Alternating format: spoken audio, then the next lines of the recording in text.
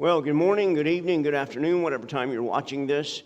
I know that last time we finished up, I said that I was finished up with the textual criticism part.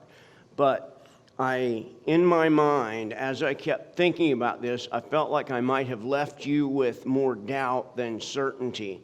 And so I want to give you one more lecture on how we know for sure that what we have today is what they wrote. It's often the case that you read things like this, like out of the Da Vinci Code. In the Da Vinci Code, Professor Teabing says, the Bible has evolved through countless translations, additions, and revisions. History has never had a definitive versions of the book. And atheists are joining the chorus. Atheists say, we do not have any of the original manuscripts of the Bible. The originals are lost. We don't know when, we don't know by whom. What we have are copies of copies. In some instances, copies we have are the 20th generation copies. And even Muslims are joining in. The Orthodox Church, being the sect which eventually established the supremacy over all the others, stood in fervent opposition to the various ideas, also known as heresies, which were in circulation. These included adoptionism, the notion that Jesus was not God but man. Docetism, the opposite view that Jesus was God and not man. Jesus was man and not God, is what it should say. The separationism, that the divine and human elements were two separate things. In each of these cases, this sect, the one that would rise to become the Orthodox Church, deliberately corrupted the Orthodox Church, the Scriptures, so as to reflect its theological visions of Christ while demolishing its rival sects. This comes from the history of the Quranic text. And so, even Bart Ehrman, who is a widely known biblical scholar, says this: not only do we not have the originals, we don't have the first copies of the originals. We don't even have the copies of the copies of the originals, or the copies of the copies of the copies of the originals. And so you hear all kinds of things like this all out in the mainstream world. Your children, if they're in college, they will hear the same sort of thing. And so we have to ask ourselves today, has the New Testament been corrupted?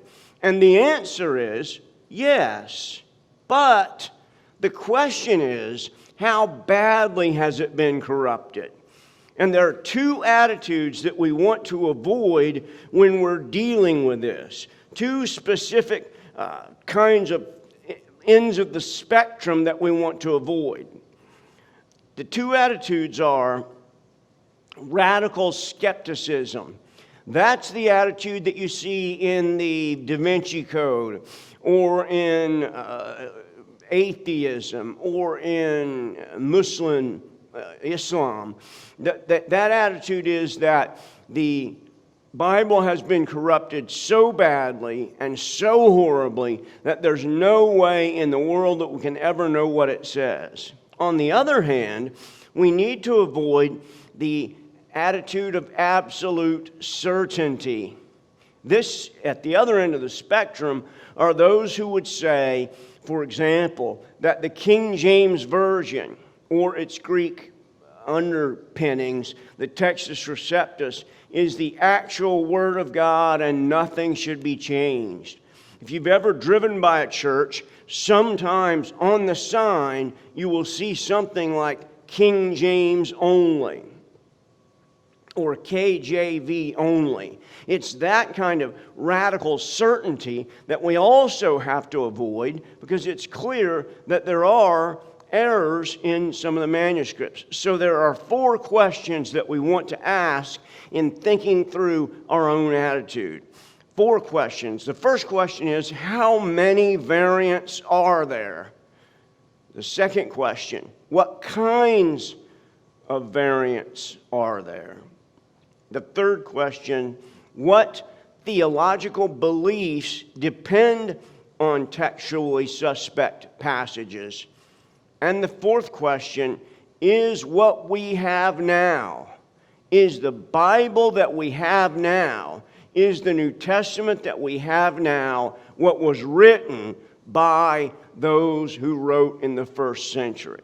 So, let's look at a couple of preliminary questions before we deal with the four major ones.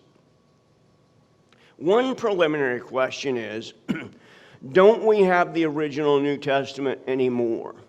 There's a website called Quora, Quora, I think, and there you can put any kind of a question you want, and someone who claims to be an expert will come on and answer it for you.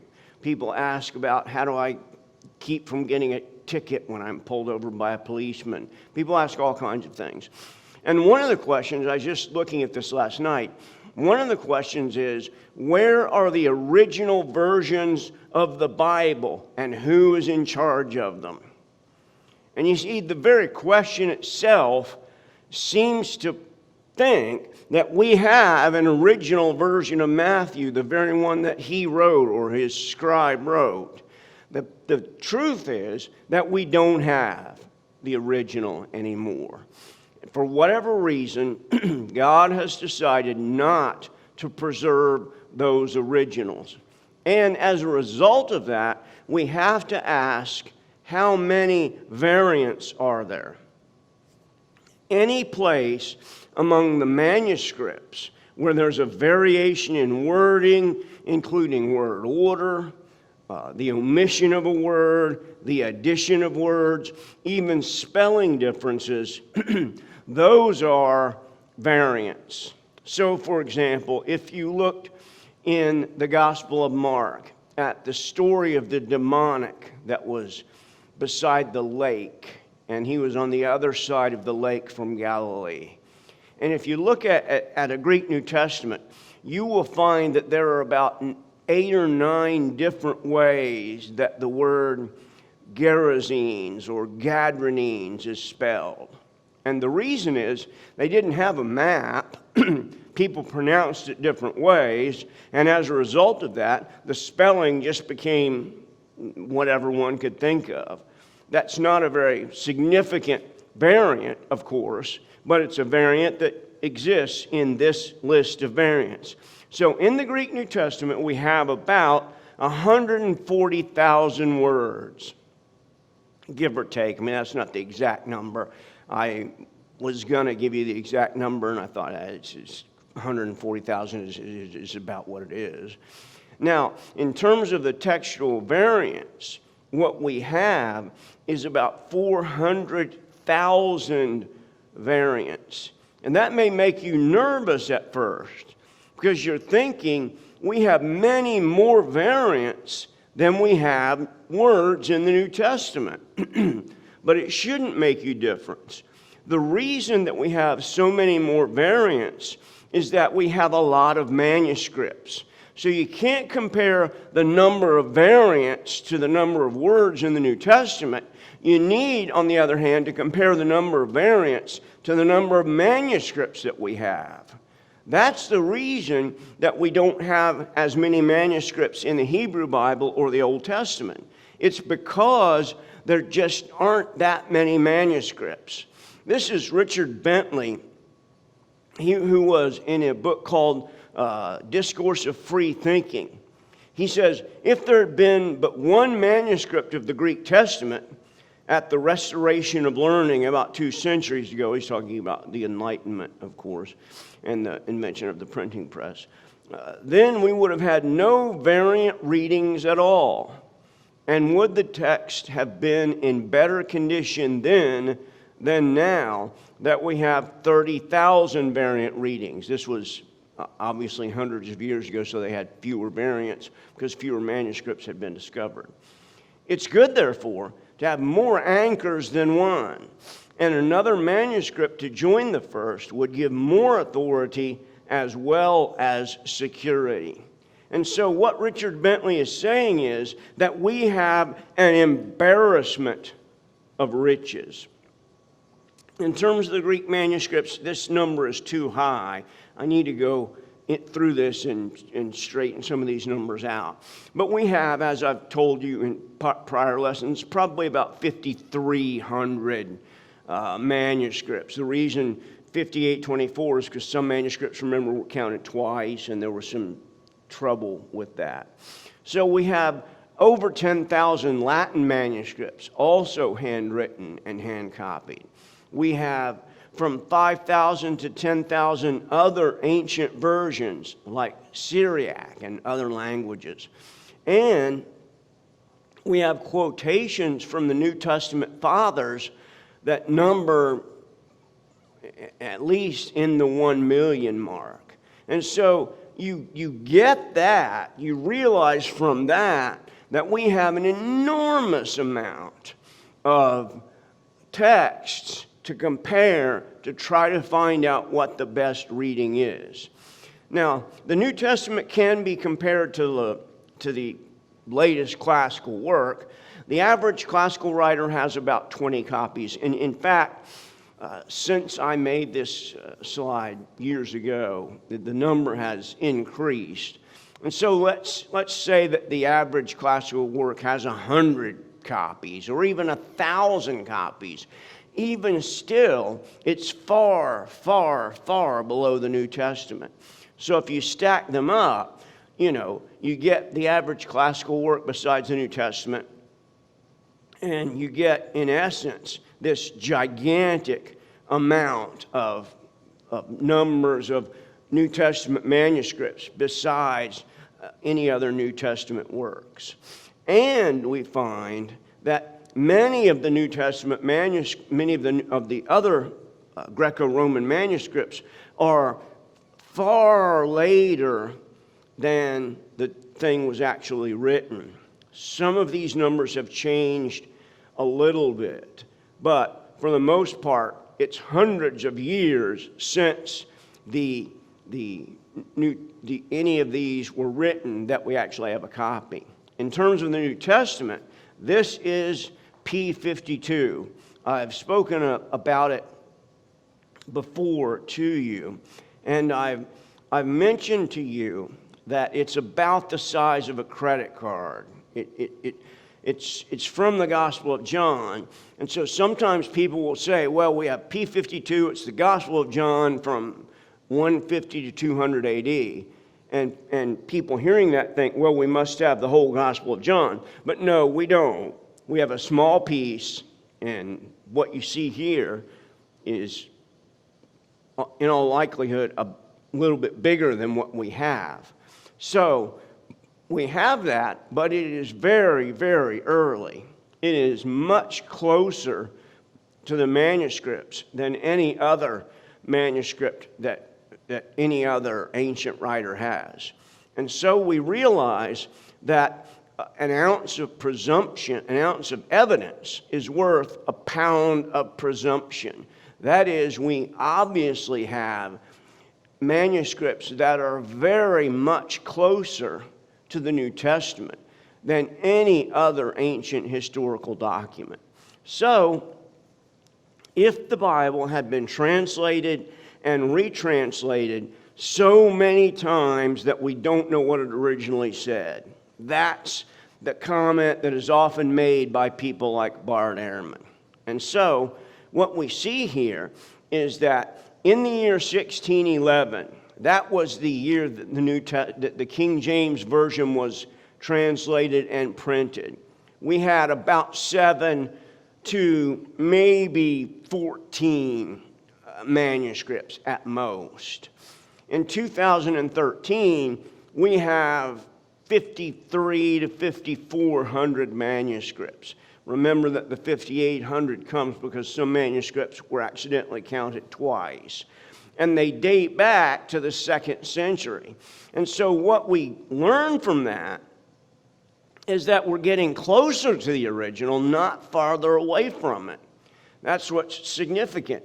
We're not going farther and farther away from what the New Testament originally said. We're getting closer and closer and closer to what the New Testament originally said.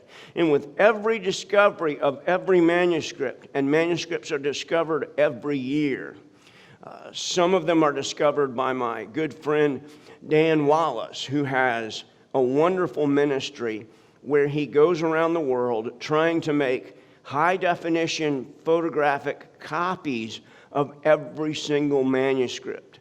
If you have ever wanted to give towards someone who's doing all that they can to make sure that we preserve these manuscripts, Dan Wallace is a great person to give to. His website is CSNTM.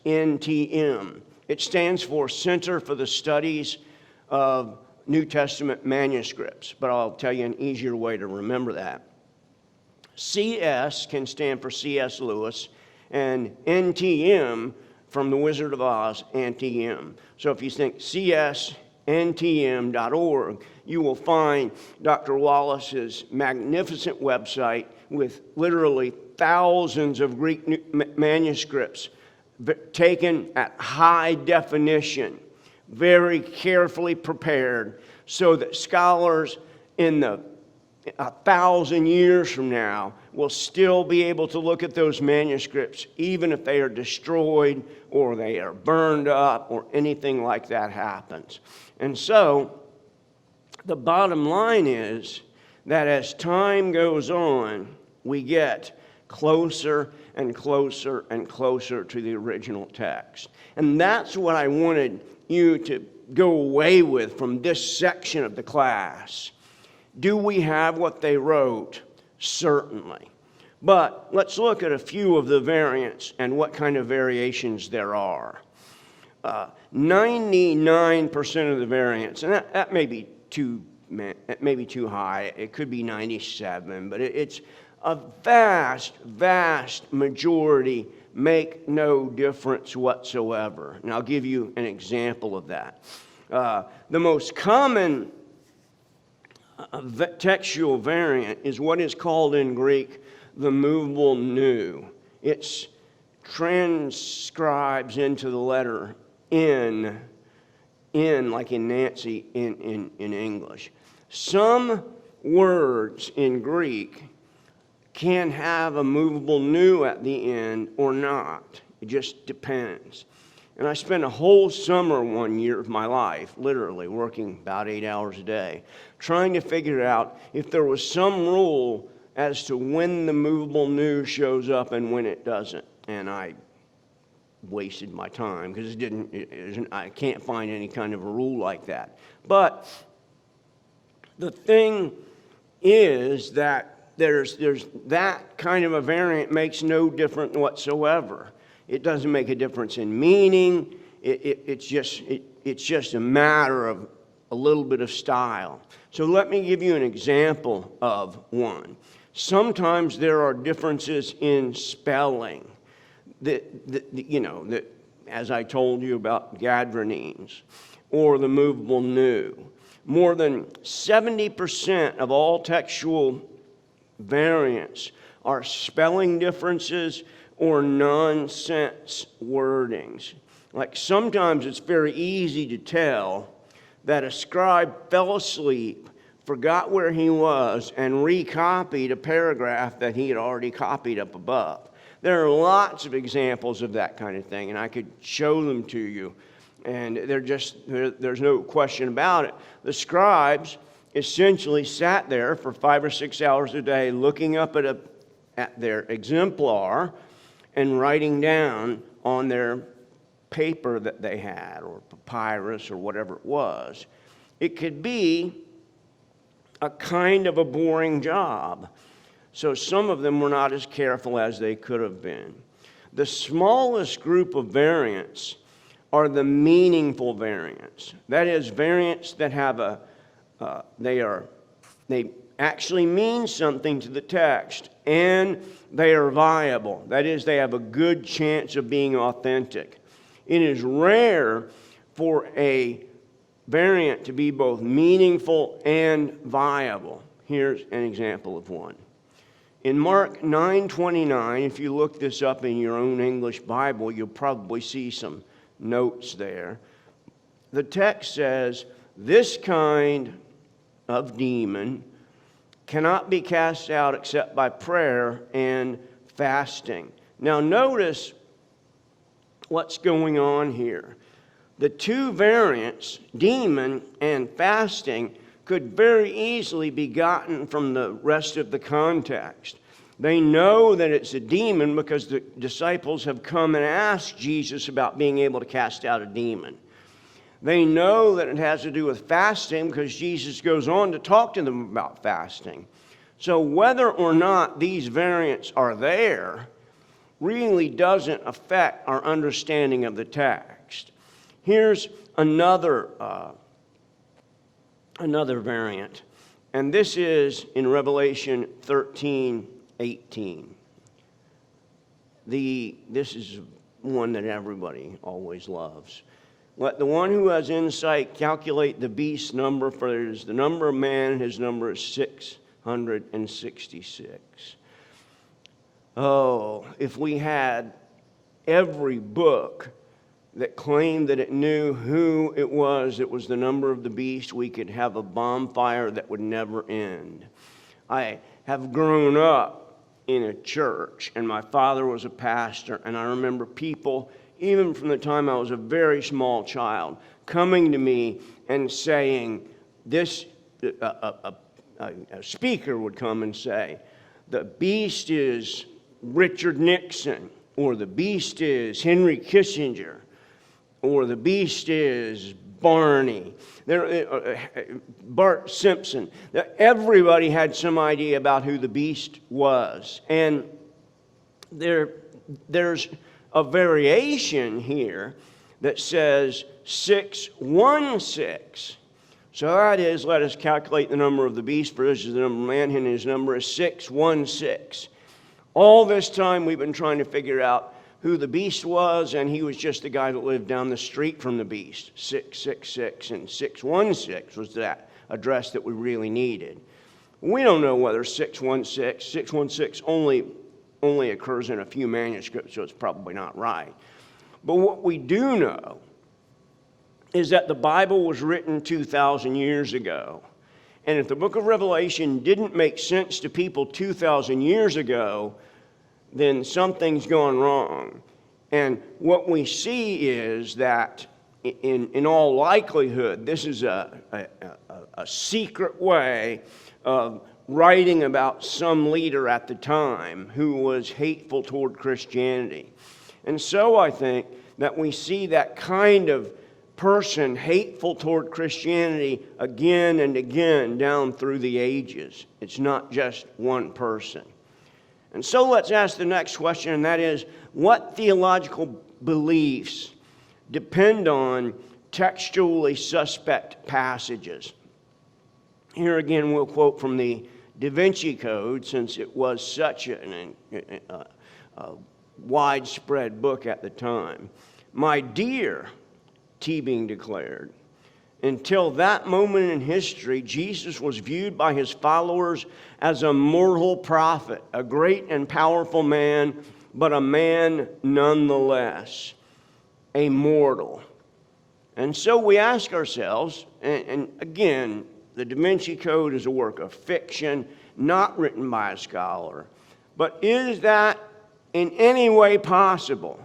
Is it possible that people didn't think that Jesus was God until he died, or that all those people around him thought of him as a prophet only, a great and powerful prophet? Well, again, we will see that an ounce of evidence is worth a pound of presumption. This is P66. It's from AD 175. It's very early.